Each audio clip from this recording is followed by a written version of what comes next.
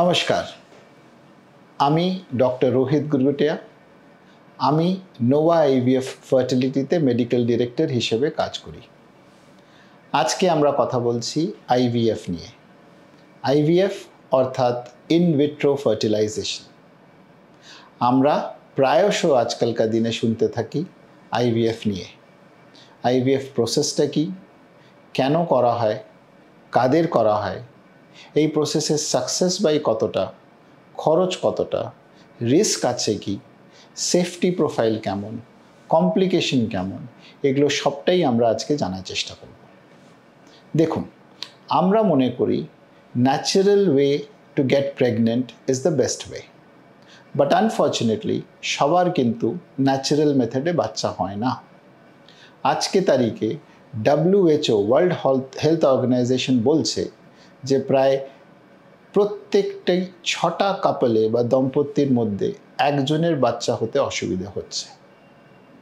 এই যে ইনফার্টিলিটি হারটা বেড়ে চলেছে তার পেছনে অনেক কারণ আছে। আমাদের এই মুহূর্তে লোকেদের বিয়ে করার ডেটটা পিছিয়ে যাচ্ছে। বয়স হয়ে গেলে বিয়ে করছেন, আরও লেট করে বাচ্চা করছেন। তার পেছনে অনেক রকমের সামাজিক কারণও রয়েছে। ভালো চাকরি না পেলে লোকেরা আজকালকার দিনে বিয়ে করতে চাইছে না। চাকরি পেয়ে কাজ শুরু করে বিয়ে করে নেওয়ার পর যতক্ষণ ফিনান্সিয়ালি স্টেবল হচ্ছেন না ততক্ষণ বাচ্চা নিতে চাইছেন না।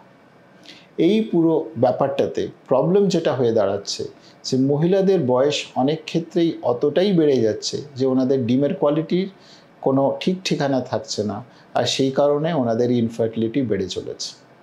তার সঙ্গে এটাও মিলে আছে যে আজকালকার লাইফস্টাইল যেমনটা হয়েছে, less activity, more processed food, এইগুলো কারণে ওবেসিটিও বেড়ে গেছে।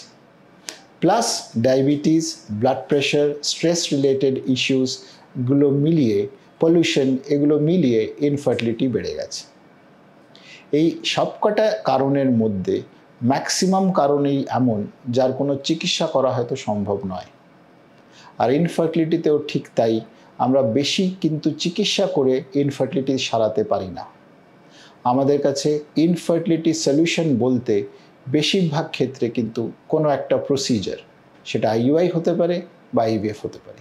তাহলে এই আইভিএফ ব্যাপারটা কি? IVF stands for in vitro fertilisation. প্রথমে অ্যাসেসমেন্ট করে বোঝার চেষ্টা করা হয় যে এনাদের জন্য আইভিএফ জরুরি বা সঠিক উপায় কিনা। একবার জেনে নেওয়ার পর ওনাদের যথেষ্ট কাউন্সেলিং করার দরকার হয় প্রসিজার নিয়ে। এই প্রসিজারে অনেক রকমের নিয়মকানুন আছে, সেটা ভালো করে কাউন্সেলিং করে না বুঝিয়ে দিলে পরবর্তী অসুবিধা হতে পারে। একবার কাউন্সেলিং করে নিয়ে তারপর কাজ শুরু করতে গিয়ে আমরা মহিলাকে ইনজেকশন দিয়ে তার ডিম্বাশয়ে ডিমগুলো রেডি করার চেষ্টা করি। প্রত্যেকই মহিলার প্রত্যেকটা মাসেই ডিম্বাশয়ে একাধিক ডিম্বাণু থাকে। ন্যাচারাল পদ্ধতিতে যেতে গিয়ে কোনো একটা ডিম্বাণু পাকে, বাকি ডিম্বাণুগুলো লুপ্ত হয়ে যায়। আমরা যদি সেই মহিলাকে ইনজেকশন দিই তাহলে ওনার সবকটা ডিম্বাণুই পাকতে শুরু করে দেবে যেগুলো সেই মাসে অ্যাভেলেবেল ছিল। প্রায় 8-10 দিন ইনজেকশন পাওয়ার পরে আমরা সেই মহিলার ডিম্বাশয়ে 10-12টা ডিম্বাণু পেকে যেতে দেখতে পারি। নির্দিষ্ট সাইজ হয়ে যাওয়ার পর আমরা বলতে পারি যে ডিম্বাণুগুলো রেডি হয়ে গেছে। তখন ওনাকে অজ্ঞান করে ছুঁচ ফুটিয়ে সেই ডিম্বাণুগুলোকে সংগ্রহ করে নেওয়া হয়। এটা খুব সহজ একটা প্রসিজার, এটার কোনো কমপ্লিকেশন অ্যাজ সাচ হয় না। পুরো প্রসিজারে টাইম লাগে মাত্র 10 থেকে 15টা মিনিট। সেই ডিম্বাণু সংগ্রহ করে নিয়ে ওনার পার্টনার থেকে শুক্রাণু চেয়ে নেওয়ার পর সেই ডিম্বাণু শুক্রাণুকে ল্যাবে নিয়ে নিষিক্ত করে ভ্রূণ তৈরি করা হয়। এই নিষিক্ত করার প্রসেসটাকে আমরা ইক্সি বা আইভিএফ বলে থাকি। এই যে ভ্রূণগুলো ল্যাবে তৈরি হয়, সেই ভ্রূণগুলোকে ল্যাবে 3 থেকে 5 দিন অবধি অবজার্ভ করা হয় ঠিকঠাক বড় হচ্ছে কিনা, তার মধ্যে কোনো ত্রুটি আসছে কিনা। Most of the embryos that get created in the lab are not healthy. সবকটা ভ্রূণ কিন্তু সুস্থ হয় না, মাত্র কিছু ভ্রূণ এমন যেগুলো ঠিকঠাক বেড়ে চলেছে। সেই ভ্রূণগুলোও যে আদৌ সুস্থ কিনা সেটাও বোঝার ক্ষমতা আমাদের কিন্তু নেই। কিন্তু যেহেতু সেগুলো দেখতে সুস্থ মনে হচ্ছে, ঠিকঠাক বাড়ছে, তাই জন্য সেই ভ্রূণগুলোকে আমরা তুলে রেখে দিই যে এই ভ্রূণ দিয়ে প্রেগনেন্সি চেষ্টা করা যেতে পারে। তারপর যেরকম পেশেন্টের ইচ্ছে, মহিলার ইচ্ছে বা ওনারা শারীরিক ক্ষমতা, আমরা সেই মাসেই বা পরের মাসে সেই ভ্রূণ একটা করে বা দুটো করে ওনার গর্ভে রেখে দিয়ে আসি। সেই গর্ভে রাখার পরে ওনাকে কিছু ওষুধ দেওয়া থাকে প্রেগনেন্সি টিকিয়ে রাখার জন্য। রাখার কিছুদিন পরে টেস্টে ধরা পড়ে ওনার প্রেগনেন্সি এসছে কি আসেনি। যদি আবার প্রেগনেন্সি চলে আসে তাহলে আমাদেরকে ফলো আপে রাখতে হবে যে প্রেগনেন্সিটা ঠিকঠাক বাড়ছে কি বাড়ছে না। আজকে তারিখে যদি শতকরা আমরা আইভিএফ এর সাকসেস রেট বোঝার চেষ্টা করি, যদি 100 জন চেষ্টা করেন তাহলে মোস্ট কেসেস ভালো ল্যাবে কাজ করলে শতকরা 40% বা 40% লোকেদের একবার চেষ্টা করলেই প্রেগনেন্সি চলে আসে। তার মধ্যে অবভিয়াসলি ভাগ আছে।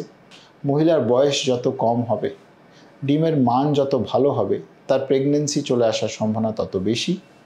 উল্টো দিকে বয়স যত বেশি হবে, ডিমের কোয়ালিটি যতটা কম হবে, ওনার প্রেগনেন্সি আসার চান্স অনেকটাই কম। আমরা দেখে এসেছি যে আইভিএফ এর সাকসেসের সবচেয়ে বড় কারণ হলো মহিলার ডিম্বাণুর কোয়ালিটি। স্পার্ম কোয়ালিটির উপর সাকসেস ডিপেন্ড করে, কিন্তু অতটা করে না। এই যে ভ্রূণ তৈরি করার প্রসেস, যেটাকে আমরা ল্যাবে ভ্রূণ তৈরি করি, সেটাকেই আমরা আইভিএফ বলে থাকি। কিন্তু শুধু আইভিএফ করলে তো হবে না, ভ্রূণ তৈরি করে গর্ভে রাখতে হয়, সেটাকে আমরা এমব্রিও ট্রান্সফার বলে থাকি। সুতরাং পুরো কথাটা হলো IVF with ET or embryo transfer.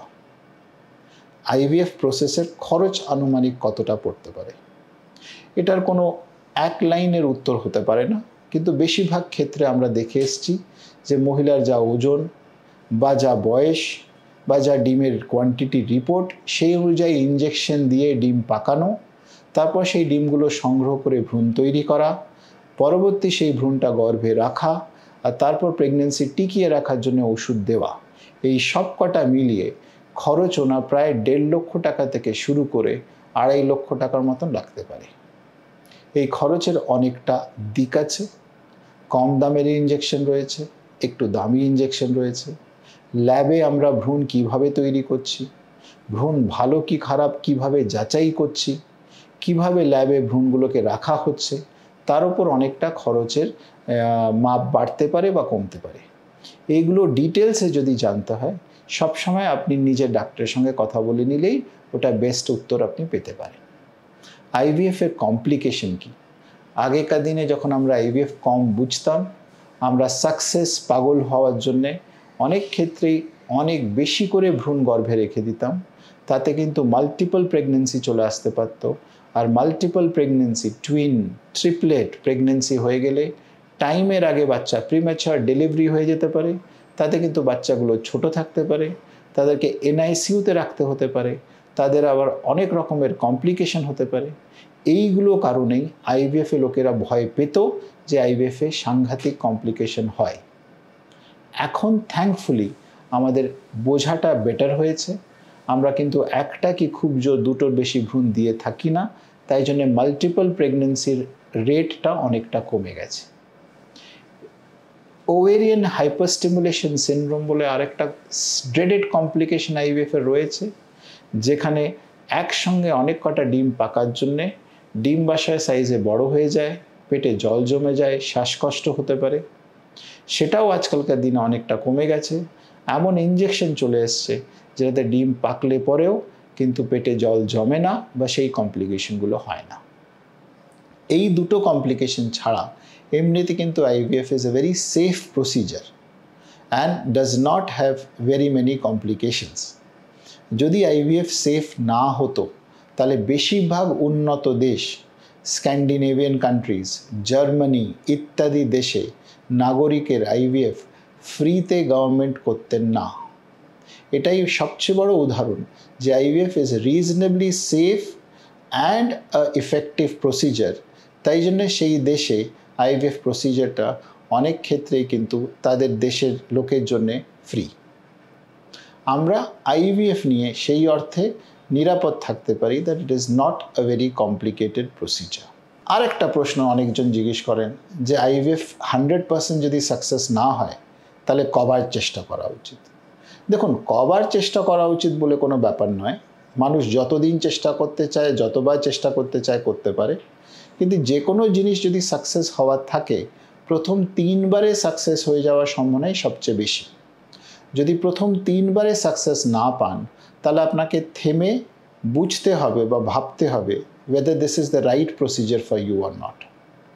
অনেক ক্ষেত্রে পিছিয়ে যাওয়ার অনেক কটা কারণ থাকে। লোকেরা একবারের বেশি চেষ্টা করতে চান না, তার পেছনে খরচের দিক থাকতে পারে, বা এই পুরো প্রসিজারে অনেকটা ইঞ্জেকশন নিতে হয়, প্রায় 17-18টা ইঞ্জেকশন নিতে হয়, সেটা অনেকজনকে পিছিয়ে দিতে পারে যে আমরা অত ইঞ্জেকশন নিতে চাই না।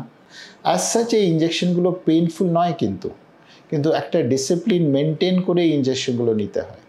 খরচের দিক থেকে অনেক চেষ্টাই করা হচ্ছে যেন খরচটা কমানো হোক, কিন্তু এখনও ওষুধপত্র যা দাম, আর বেশিরভাগ কনজিউমেবল কিন্তু বিদেশ থেকে আসে, তাই না আইভিএফের খরচ একটা লেভেলের পরে আর কমানো সম্ভব হয়ে উঠছে না। যারা মাল্টিপল সাইকেল করতে ইচ্ছুক বা করে এসছেন তাদের জন্য বলে থাকি যে 3 বারের বেশি যদি অ্যাটেম্প্ট করার ইচ্ছে থাকে তাহলে কিন্তু সব সময় ফেল করার পরে নিজের কনসালটেন্টের সঙ্গে কথা বলে নেবেন যে আর বেশি অ্যাটেম্প্ট করে আপনার খুব একটা লাভ হবে কি হবে না, বা অন্য কোনো প্রসিজারে যেতে হতে পারে। আশা করি আমরা আজকে আইভিএফ নিয়ে যা চর্চা করেছি সেটা আপনার কোনো কাজে লেগেছে বা লাভে লেগেছে। এরকম অন্য কোনো টপিক নিয়ে যদি আপনারা চান আমরা ডিসকাস করুন, আমাদের প্লিজ জানাবেন।